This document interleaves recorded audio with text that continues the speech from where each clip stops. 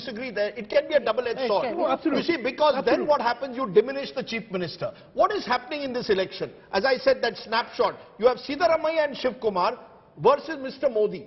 Now, what has the Congress cleverly done, some would say, focused on local issues, made it Karnataka pride versus Delhi. But the moment you do double engine sarkar, when someone says 40% commission sarkar, you then also get caught. But Narendra Modi every party plays to its strength. Sure, absolutely. The BJP is playing to its strength towards the Congress. So my point is, when then somebody, your opponents say 40% commission sarkara, Mr. Modi cannot go to Karnataka with the same confidence to talk, na khaunga, na khane dunga, as he can go in a Gujarat. But that's not the point, Rajdeep. I'm making the point that look at how much personal equity he is willing to invest.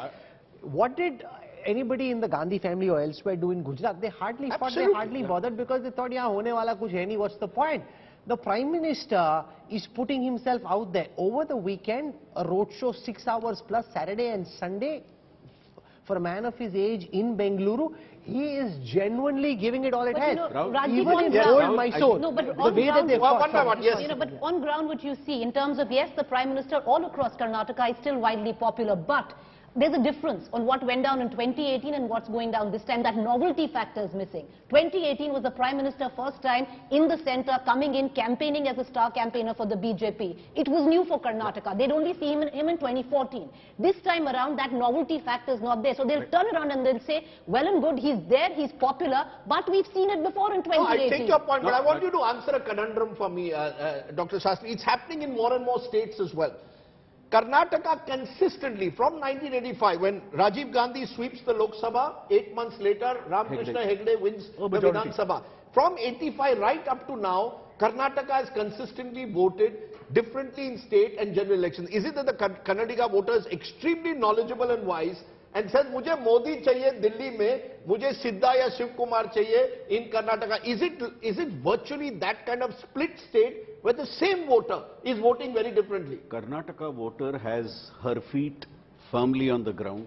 I like and you saying knows what he or she wants. I think what she wants. I think there's a very important point that was made. Double engine Sarkar has been a huge factor for the BJP. But what's happened in Karnataka, Ashokji, is one engine is not one engine is not functioning. It seems one engine not functioning, or only one engine? Or one engine is only following the other engine. Because even in the campaign, the highlighting has been what the centre has done for Karnataka. But the voter in Karnataka is asking, that is fine. That vote we will give you next year, when the Lok Sabha election is held. But what about the performance of the state government? That question is not being we just saw it, Rahul, 6 months ago. Gujarat was an exception because it is Mr. Modi's home state. But look at Himachal Pradesh. BJP got 69% of the vote in Lok Sabha 2019. They come down to 43%. We saw Haryana. BJP got 58% in Lok Sabha, comes down to 36%. We saw it in Delhi. Here, the BJP gets 58% of the vote in Delhi Lok Sabha, comes down to about 40%. We see it in... So I'm just wondering, double engine is the strength. But double engine can diminish a chief minister to the point where if the opposition has effective local candidates, and that's critical, they can say, look, we are here sitting in Bengaluru. Why do you want to vote for someone who's sitting in Delhi? That's what I'm saying. But it also shows that the opposition needs to fight with some intensity, like the Congress has fought. Win or lose, and it needs the Congress gave credible local leaders. But in many other states, they weren't even wanting to fight. Gujarat being a classic example, they just gave up on the fight. That I think is just pathetic. That's the worst thing you can do when you concede even without fighting. I agree with you, Rahul, entirely. But look at what has also happened in Gujarat, and dare I say, more surprisingly, in one of my home states of Maharashtra, where is the local leadership?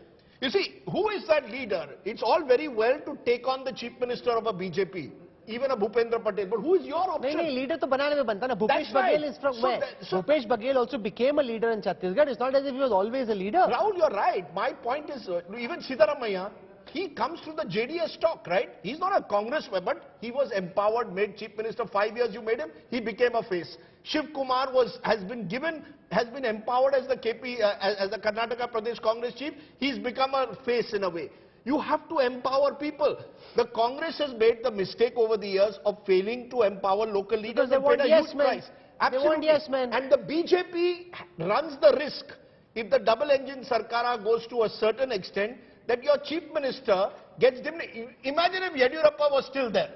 You see, if Yadurappa, I'm not saying now, it's a contentious issue, but should you send a leader midway through his term into the Margdarshak Mandal, crying everywhere the Congress leaders are going, saying, look at what they did to Yadurappa, they made him cry. Now that is your strongest leader. When I saw him sitting at a corner in a press conference, I said, is this the way your tallest leader is treated? Okay, I just want to show our viewers go ahead. on the screen. Mr. Yadurappa has been the BJP in Karnataka for years. So what do you do then? At some point, there has to be a generational transition. That's the thing. The BJP has changed 70 candidates this time. Absolutely. I think, that Rahul we'll have to see at some stage. BJP has given about 70 to 75 first-timers. How well do they do? This is a generational change election, and a figure that we are never talking about is B.L. Santosh. He is the man who has planned this Karnataka campaign, because he has told the party leadership, we need a generational change, even if it means, as you've been saying, 5-10 years for us to dominate Karnataka. It's a double-edged sword for B.L. Santosh. He's the all-powerful Sangathan Mantri. Yes. Karnataka is his home state. Some of those who defected actually blamed B.L. Santosh. without naming B.L. Santosh. Some named B.L. Santosh, but they basically spoke of a Brahmin mafia that was controlling ticket distribution, and they were unhappy with it. And how those defectors fare then becomes really important. I'm giving you historical context on how defectors have fared in Karnataka in past elections. 107 defectors fought in 2008, 25 of them won. 103 defectors fought in 2013, 16 of them won. 131 total defectors in the last assembly election, 37 of them won. I'm going to break this up now party by party to give you a sense of how each party fared with the defectors they'd brought on board.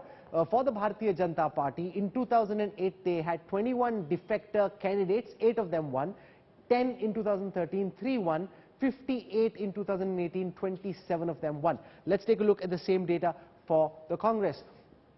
In the Congress in 2008, 24 defector candidates, 11 won. In 2018, 20 defector candidates, 7 of them won. Now the critical thing here, Sandeep Shastri, is can the likes of Lakshman Savadi, can the likes of Jagdish Shettar win? Because if they do, then there are people in Rajasthan, Madhya Pradesh, Chhattisgarh who may start thinking along those lines. If they get beaten, and the likes of Amit Shah have made it a matter of prestige to ensure that Jagdish Shettar loses in Hubli Dharwad.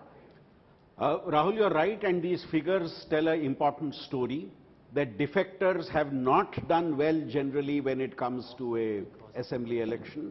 But I would widen that canvas. You are talking of a defector, somebody who changed at the time of election. But today, both in the Congress and the BJP, you have candidates who in their political career, close to 40, both the leader of the opposition and chief minister. 40% of the candidates on both sides have been members of other parties in the past.